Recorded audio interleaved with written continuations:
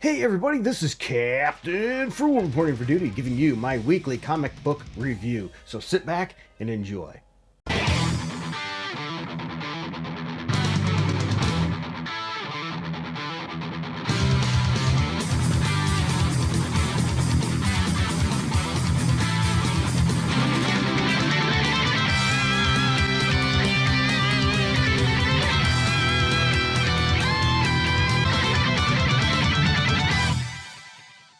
Alright everybody, for those of you that know the drill, I go over a bunch of comic books for the week that I chose to read. Now I didn't have time to read everything, so if I missed something you think I should have read, let me know in the comments below. Also, you may disagree with me on some of my choices. If that's the case, that's alright. Let me know below. Let's just try to keep it civil. My goal is to bring back the old schoolyard days, where we would be in discussing what hero could beat who or what comic book was good and not. And I come armed with my trusty notes, so you'll hear the paper rattle because I do it a little bit old school. I do my grading on a scale of 0 through 10, 7 being average as a 70%. So I'm using schoolyard grading. But that's not all. I also use the League of Comics Geeks to give you other people's views as well as a brief overview of the comic book as well. So let's jump right in.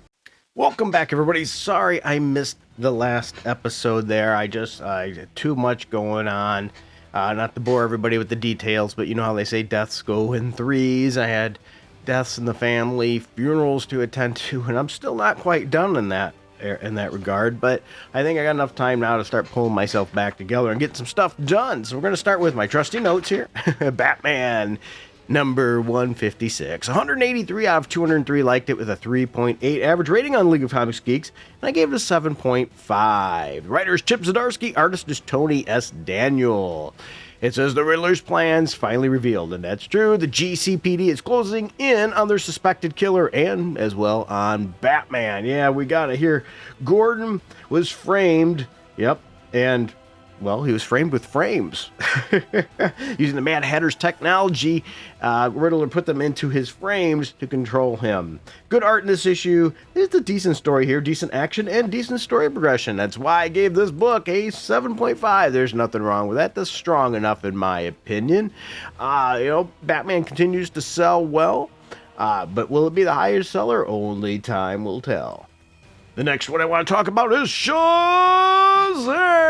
Number 19, 43 out of 47 liked it with a 3.9 average rating on League of Comics Geeks, and I gave it a 7. Writer is Jose Campbell, penciler Dan McDade, and I probably butchered that.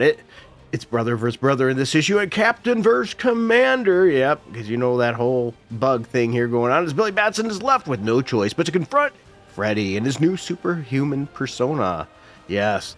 If Mr. Mind was able to worm his way into the heart of Shazam here, what would happen? Well, it's sort of like that. You think about it when he gets himself into Freddy there. So he puts him against none other than the Captain. This book, in my opinion, would really benefit from better art. I gave this book a 7, and that's one of the reasons why. I expect this book to be kooky, corny in that regard, but the art just was hit and miss. Sometimes it was good, sometimes it was bad.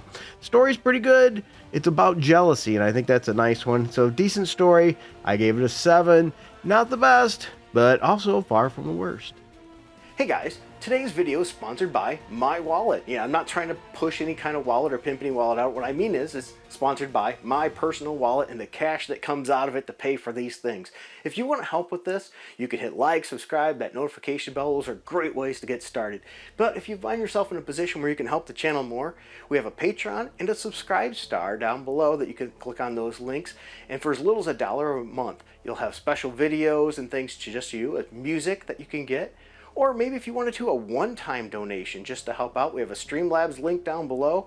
Or we also have, if you go to the Patreon shop, you could buy a song for like $3. I wish I could put them a little lower, but that's the minimum they allow for that.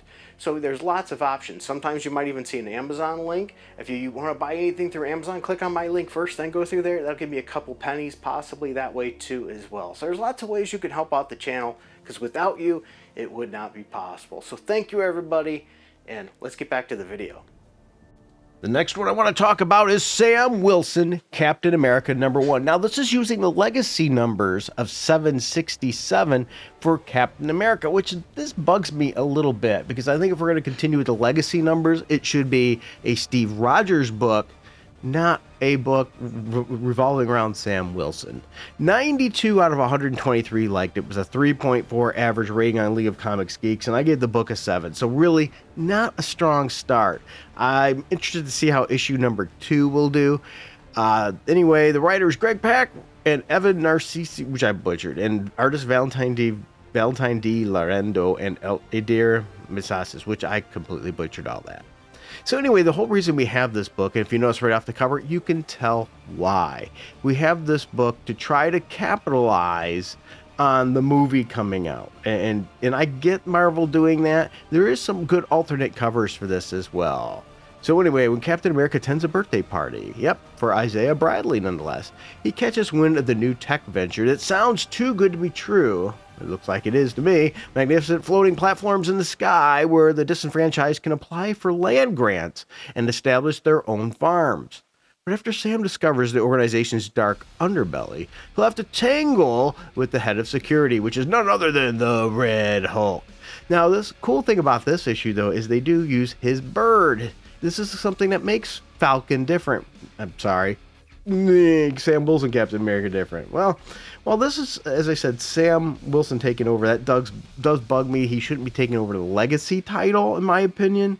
But whatever. There's mediocre art in this book at best, and that doesn't help. If you're going to come out with a new book, come out swinging. I don't think they treated it right. It's really not a great start or really a great story in that regard to really hook you in. It took too long to get to the point. I'm interested to see the sale numbers on this, as well as #2, the drop off, because we still have those people that just collect #1s, and I think this was gonna be eating some crow, if you will. All right, let's jump into the next book. The next book, I'm going to go, matter of fact, to DC with JSA #3. 173 out of 185 liked it with a 3.9 average rating, which means this one's still holding pretty strong. Yeah, I gave the book a 7.2. Writers Jeff Lemire and artist Diego Orlatengui, which I just completely butchered. The Injustice Society attacks after sacrificing his reincarnation for one last life with the woman he loves. Hell is the last place Hawkman wants to be right now, with his allies at the Tower of Fate under siege by the Injustice Society. Can he escape? Well, or will he be cooked? Will we be cooking some bird on this one? Chicken. So anyway, will the Justice Society tear themselves apart as well from the inside? A lot going on in this book right now. There's good art, and can Hawkman survive? I think this is a decent issue. If you like the JSA, I think this is still going okay. I would continue to check it out, at least check out the first story arc and see how it goes. The next one I want to talk about is Birds of Prey #17, where 110 out of 121 liked it, with a 3.8 rating from League of Comics Geeks, and I gave it a 7.2. Writers Kelly Thompson, artist is Sammy Brasier. What I don't understand is these covers, though, with this series. They're going for sort of a retro, I think, kind of look, but I'm just not digging it. I did not dig this cover. There's better alternate covers for this. Anyway, this is the ending of a storyline. It's a good wrap up here, where they continue to try to free Cassandra Cain, but and the rest of the Amazons. But what happens? How are they pumped up? Well, you're going to see in this issue here. So if you're looking for the whole story arc, you might want to get back and hit the whole thing, because this is the ending of that. There's decent art and decent action in here too. If you are interested in the Birds of Prey series, though, I would recommend starting at issue 18 if you haven't already, because I'll start the new story arc, unless you want to go back and read this one. But I didn't think this particular story arc was anything that great or special. It's just a bit of a mixed bag. And speaking of mixed bags, let's talk about Avengers #22. 141 out of 147 liked it, with a 4.1 average rating on League of Comics Geeks, which I can't believe they gave it that high of a score. I gave it a 7 out of 10. Yes, look at the cover there. We're gonna get Black Cat, right? Well, the writer's Jed McKay, artist of Randy Carmani, and I just completely butchered it. And it says in the blurb here for it, Black Cat joins the Avengers. Wrong. She does not. This cover is, that blurb is completely misleading. Now, the cover doesn't really say she joins the Avengers on the cover of the issue, so it's actually a pretty good cover, and there's some good alternate covers here. What happens here is the Avengers are going to be attending an intergalactic auction, but they're going to be going in there to create a caper and steal some stuff. But when they get there and go through all that to steal it, it's already gone. And by whom? Well, it looks like a version of Kang with the help of the Black Cat. There's decent art in this issue, but as I said, it is a little bit misleading if you read the blurbs on it. A bit of a slow-paced issue, too. I did expect better. That's why I only gave this one a 7. I just figured we could have got a little bit more, something gravitas to this issue. I just didn't really get it there. And speaking of misleading, Marvel misleads us again with Daredevil number 17. 82 out of 95 liked it with a 3.5 average rating on League of Comics Geeks, and I could only give it a 7.1. Yeah, 7.1. Take it as you will. The writer is Sam Amanad. Artist is Arian Cooder. Anyway, it says death becomes her. As intrigue and violence swirl around them, Matt Murdock and Elektra Nachos are about to face the most intense conflict of their entire time as Daredevil. Well, here's the thing. Elektra's not in this issue, so that blurb doesn't hold water too. And if we look at this cover, when you get this, you're thinking, oh man, Daredevil versus Bullseye. You're always in for a good time with that. The kicker is, it's misleading. We don't get Bullseye in this issue. None. Decent art, and there's decent story progression.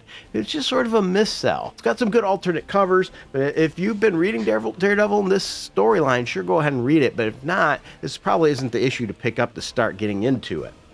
And that leads me with one more issue. And this one, I have to say, disappointed me. It's the Ultimates number 8. 443 out of 465 liked it with a 4.2 average rating on League of Comics Geeks. Yeah, this book is selling very well.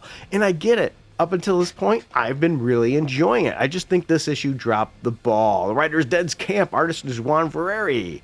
And the reason is we get the Ultimate Guardians of the Galaxy. America Chavez takes center stage in this issue. Don't get on me, that's not why I didn't like it.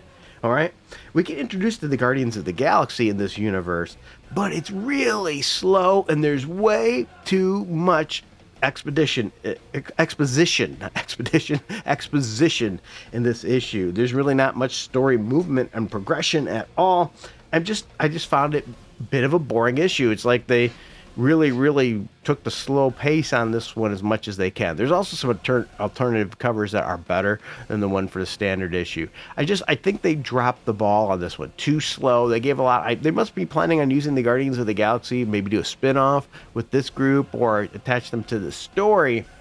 But it just was way too slow, where they could have used a couple sentences. Instead, you get whole panels of word bubbles with blah, blah, blah that really wasn't necessary. So it dropped the pacing of the story significantly, and that's why I could only give it a 7. Well, there's the books I read. Not a whole lot. It's been a challenging couple of weeks here for me. I do appreciate every one of you for sticking around and helping me with the channel. The kindness that you've been giving me and understanding of missing last week's weekly comic book review. That really does mean a lot to me. I might miss another one coming up. I've still got more hits coming, but I'm dealing with it as I can. If you want to know more details, just ask me in my Patreon or Subscribestar. I'd be more than happy to give you more details if you really want to know, but I don't want to otherwise bore people of that. So you know what? Show some kindness to some others. Let's have a happy new year. Welcome to 2025, and I wish you all a blessed year with loads of greatness. Thank you, everybody. Until next time, keep it